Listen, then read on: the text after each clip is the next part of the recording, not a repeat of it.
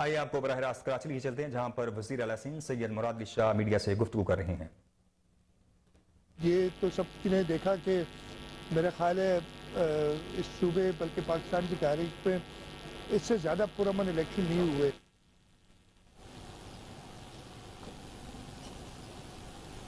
उसके बाद मैं आपको फिर बताता हूँ, मुत्तहिदा कौमी मूवमेंट से हमने कई बार कहा कि आप इलेक्शन में पार्टिसिपेट करें। उनकी अपनी पार्टी की डिसीजन थी, उन्होंने पार्टिसिपेट नहीं किया। अगर वो पार्टिसिपेट करते तो ये मैं आपको बता सकता हूँ हम और सीटें लेते। इसलिए कि हमारी स्ट्रैटेजी, हर एक की पॉलिटिकल स्ट्रैटेजी होती है, इनके आपस में वोट करते और हम जो अभी हमने सीटें ली इससे कुछ ज़्यादा ही लेते। उसके बावजूद हम आगे इलेक्शन के नेक्स्ट मरहले के लिए तैयार हैं और हम यही चाहेंगे इलेक्शन कमीशन कि वो जल्दी से अगले मरहलों की तरफ जाए और जो भी अक्सरियत हासिल करे। किसी के नाम के आगे मेयर नहीं होता है, किसी ये कराची शहर की आवाम जिसको चाहेगी उसको वो इलेक्ट, उन्होंने अपने वोट दिए। अब वो मेंबर्स के ऊपर है कि वो किसको इलेक्ट करते हैं और आगे जाके हम सिर्फ ये ज़रूर कहेंगे कि हमारा ट्रैक रिकॉर्ड है। अच्छा सर, हमने 10-11 महीने या 1 साल से ऊपर कुछ कराची का पहली बार पाकिस्तान पीपल्स पार्टी के एक जियाले ने इंतजाम संभाला था और फर्क साफ नजर आया। वो हर एक कहता है, हमारे जो दुश्मन है, सियासी दुश्मन और वो भी इस चीज का इतराफ करते हैं। तो अब उसको आगे देखते हुए हमें आगे फ्यूचर भी वही नजर आ रहा है। अच्छा, आपने दहशतगर्दी की मजम्मत की, पिशावर वाक़े की मजम्मत की।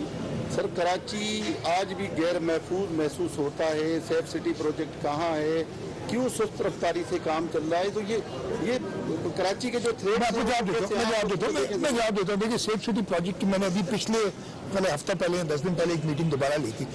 जब तक हमारे लोग कॉन्फिडेंट ना हो जाए, देखिए लाहौर में भी सेफ सिटी है, इस्लामाबाद में भी सेफ सिटी है, लेकिन वो उसके नताइज नहीं आ रहे जो आने चाहिए। अगर मैं आपको क्लियरली कहूँ, एक सिर्फ नाम लिखने के लिए कि जी सेफ सिटी मैंने कर दिया कराची में और मैं कैमरा डिप्लॉय कर दूं और उसकी रिजल्ट कोई ना आए, वो मैं नहीं चाहता। तो मैंने पढ़ा और चाह रहा हूँ कि जो भी सोल्यूशन आए वो सोल्यूशन इस शहर के लिए बेहतर हो।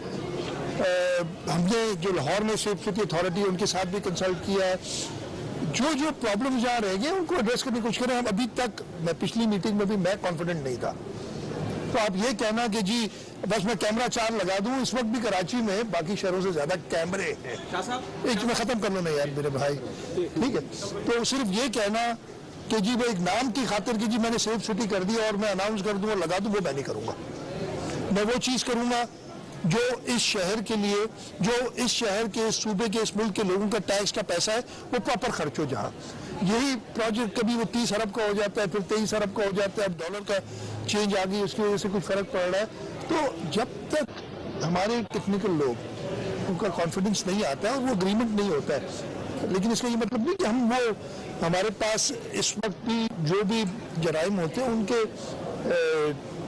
जो कैमरेज हमारे डिप्लॉयड हैं, इसमें पता ना इस वक्त भी कराची शहर में बाकी जगहों से ज्यादा कैमरेज डिप्लॉयड हैं।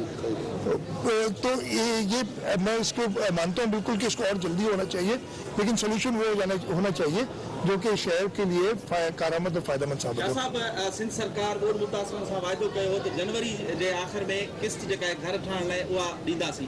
हिन वक्त उहा किस्त जारी मैं जवाब नहीं देता ना, कोई मसलो मैं आपको जवाब देता हूँ। देखिए, ये सिंध हुकूमत का और चेयरमैन बिलावल भुट्टो जरदारी साहब की हिदायत पे एक फ्लैगशिप प्रोजेक्ट है। आज तक इस किस्म का प्रोजेक्ट सोचा, 2010 में भी फ्लड आया था, 2011 में भी फ्लड आया था। हमारी जो रिसेंट पास्ट में, उससे पहले 76 में बड़ी फ्लड आई थी, 90s में फ्लड्स आए थे। कभी भी किसी हुकूमत ने ये तैयार नहीं किया कि हम घर बना के देंगे जिन लोगों के घर तबाह हुए हैं फ्लड में, पहली बार। और ये फ्लड भी तारीख का सबसे बदतरीन फ्लड था जो कि पूरे सिंध को जिसने इस घेरे में लिया। 20 लाख से जायद घर हैं जिनको हमने देना है। अब उसके लिए ये आसान काम नहीं था, आसान काम नहीं है। मैं अभी भी नहीं कहता कि हमने कोई इसको कंप्लीट कर लिया, लेकिन ये रिजॉल्व है पाकिस्तान पीपल्स पार्टी की सिंध हुकूमत का, चेयरमैन बिलावल भुट्टो जरदारी साहब की हिदायत पे कि हम ये घर देंगे। और इस सिलसिले में हमने जो फाइनेंसिंग है उसकी भी अरेंजमेंट की है, मतलब पूरी अभी तक नहीं हुई है। इंशाल्लाह ताला 8 तारीख को, गालिबन 8 तारीख को कराची में कॉन्फ्रेंस हम कर रहे हैं जिसमें हम पोस्ट जिनीवा जिन लोगों ने प्लेजेस किए हैं उनको हम अपने प्रोजेक्ट्स दिखाएंगे, इसलिए वो प्लेजेस आ गए। 9.5-10 अरब डॉलर के तकरीबन प्लेजेस आए। सिंध हुकूमत वाहिद हुकूमत है जिसने उन 9.5-10 अरब डॉलर में से तकरीबन 2 अरब डॉलर से ऊपर के प्लेजेस को प्रोजेक्ट्स में कन्वर्ट किया है। और उसमें एक प्रोजेक्ट ये भी है आपका फ्लड वाला हाउसिंग का, जिसमें $500 मिलियन हमने वर्ल्ड बैंक से अप्रूव करा लिए। सर्वे आसान काम नहीं है, इधर बैठ के ये एक घर की बात नहीं है, वो 50 लाख घर वाली हवाई बात नहीं है। ये गरीबों के 20 लाख घर जो तबाह हुए हैं उनको क्लाइमेट रिजिलियंट बनाना, ताकि ऐसा भी ना हो कि जी अभी तो आपने घर बना दिए और अगले सैलाब में फिर वो डूब जाए। उस सिलसिले में हमने अपने इम्प्लीमेंटिंग पार्टनर्स जो कि अच्छी शोहरत रखने वाले NGOs हैं उनको साथ मिलाया है। सर्वे वैलिडेट कर रहे हैं, कर चुके हैं काफ़ी हद तक। इंशाल्लाह ताला 8 तारीख को हम इसका लॉन्च भी करने जा रहे हैं। तो आपकी जो खदशा अपनी जगह पे है, लेकिन मैं ख़त्म इसके बात कर लीजिए सर, खदशा आपका अपनी जगह पे है, लेकिन ये एक मैं कह रहा हूँ फ्लैगशिप प्रोजेक्ट है। ये हमारा ऐसा प्रोजेक्ट है जो कभी पहले नहीं हुआ और इंशाल्लाह ताला इसको हम मुकम्मल करके देखें। अभी भी हमारे शॉर्टेज है, हमारे पास आधे से कम फंड्स है इस वक्त अवेलेबल, और हम कोशिश हमारी यही कि बाकी फंड्स हम अवेलेबल करें। लेकिन अगर हम इंतजार करेंगे कि जब तक पूरे पैसे जमा करें उसके बाद डिस्बर्समेंट शुरू करें, ये भी पॉसिबल नहीं है। लोगों को सख्त ज़रूरत है, उनकी सर पे छत नहीं है इस वक्त। तो ये सारी चीज़ें रियलाइज़ करके लेंगे। उसके साथ साथ जैसे मैंने वो सेफ सिटी प्रोजेक्ट में कहा था, वो प्रोजेक्ट करना जिसमें कोई, इसलिए कि इसमें हम कोई कंस्ट्रक्शन नहीं कर रहे। लोग समझ रहे शायद अरबों रुपए की हमको ठेके देंगे, ये कोई नहीं। वो लोग अपने घर खुद बनाएंगे, इम्प्लीमेंटिंग पार्टनर्स उनको गाइड करेंगे, वो उनको चेक करेंगे, उसके ऊपर हमारी गवर्नमेंट की मिशनरी होगी वो उसको चेक करेगी। तो एक बड़ा कॉम्प्रिहेंसिव किस्म का प्लान बना, इंशाल्लाह उसमें टाइम जरूर लगा है। जनवरी के एंड नहीं तो फरवरी के पहले हफ्ते में इंशाल्लाह शुरू हो जाएगा। आपका सवाल था। उसके बाद भी बैंक पैक किए जा रहे हैं, उसके लिए आपने एक समिति भी आनी जो है पास किए, क्या वजह है? इस वक्त बहाली का टाइम है, 3 महीने में स्कूल बहाल नहीं हो सके। अभी आप मेरे भाई आप, मैं बहुत ही माजरत से, आप गए हो, देखा है आपने सैलाब में स्कूलों की जो हालत हुई है। 40,000 हमारे स्कूल हैं, उसमें से आधे अफेक्टेड है। कई स्कूल ऐसे हैं जो बाहर देखने में तो बिल्डिंग सही नजर आती है, जैसे आप उसके अंदर जाते हैं उसकी छत की हालत, उसका फ्लोर पूरा संक हुआ है। अब इस हालत में हमें 3 महीने लगे, 6 महीने लगे या साल लगे बहाली में 20,000 स्कूलों का, तो क्या आप तालीम को पीछे छोड़ दें? इस वक्त वो बच्चे, और मैं कई स्कूलों में गया हूँ, लोग क्रिटिसाइज कर रहे, क्रिटिसिज्म भी जायज़ है कि वो बाहर बैठ के, अब सर्दियों में तो आप बाहर बैठ के किसी पेड़ के नीचे या साया की इतनी जरूरत भी नहीं होती, आप पढ़ाई कर सकते हैं। 2 महीने बाद गर्मियाँ शुरू हो जाएंगी हमारे यहाँ। क्या आप, और 2 महीने में ये स्कूल, मैं कहूँ कि चाहते तो ये ना कि आज रेनोवेट हो जाए, लेकिन रेनोवेट नहीं हो सकेंगे। इस वजह से जरदार शाह साहब मेरे साथ खड़े, हमने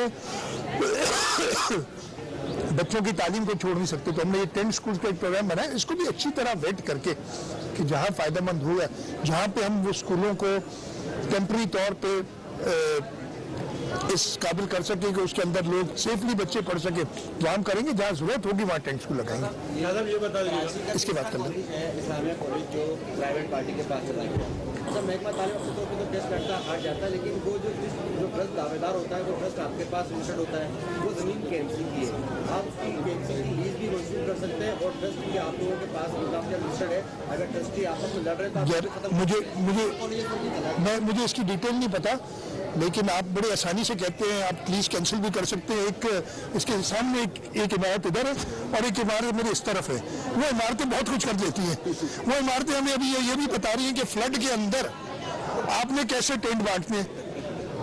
तो ये थोड़ा जो है ना कहना बड़ा आसान है, इनके साथ डील करना जो है ना बहुत ही माजरत के साथ थोड़ा सा मुश्किल है। मैं ये नहीं कह रहा कि गलत कर रहे हैं, सही कर रहे हैं, बिल्कुल बहुत एहतराम है, लेकिन ये लीज कैंसिल कर दो, ये कर दो, भाई इतना आसान होता सही काम करने के लिए भी कई बार।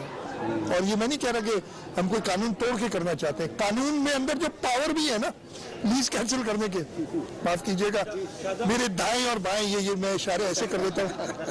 जहां मैं खड़ा हूं मेरा ख्याल यही होगा। इन चीजों से थोड़ा सा होता है, तो आपका जवाब मेरे ख्याल मिल गया होगा।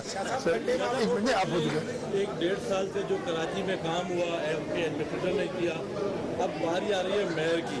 आप क्या समझते हैं कि मेयर पीपुल्स पार्टी का आ रहा है, या आप हाफिज नईम से कोई ऐसी मुलाकात करके उन्हें मेयर देंगे, और कौन सा उम्मीदवार हो सकता है? देखिए, क्या ख्वाहिश मेरा ये पावर नहीं है कि मैं एक को मैं कह दूं, मेरा ये पावर नहीं है कि मैं ए बी या सी को मेयर कह दूं।